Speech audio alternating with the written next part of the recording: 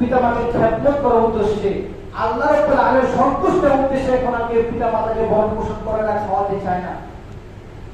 এখন সিস্টেমটা এমন হয়ে গেছে যে আমরা যদি দুই ভাই রয়েছি, দুই ভাই বলে যে অমুক ভাইয়ের 1 মাস খাওয়াবে, আমি 1 মাস খাওয়াবো, আমার কি টাকা পড়ছে কিনা, আমি কি ওই ঘরে একটা সন্তান আর নাই, আমি কেন তাকে একটা খাওয়াতে যাবো? আফসোস বিষয়, দুঃখের বিষয়।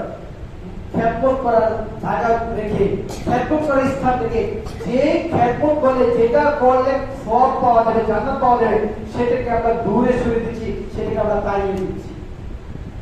যদি আজকে 2 ভাই হয়ে থাকে, 1 ভাই আরেকটাকে বলে তুমি 1 মাস খাওয়াবে, আমি 1 মাস খাওয়াবো, আজকে পিতা মাতাকে খাওয়ার জন্য ভাগ বাটোয়ারা করা হয়। কেন?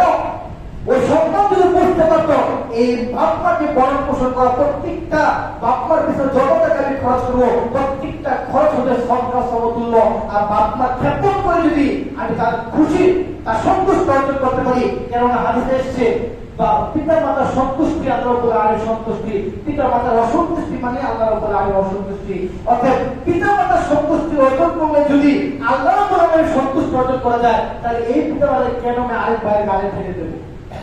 আফসোসের বিষয়, দুঃখের বিষয়, আমরা না জানার কারণে, না বোঝার কারণে আজকে আমরা ভাগ বাটোয়ারা করে পিতা মাতাকে ভাগ করে খাওয়াই।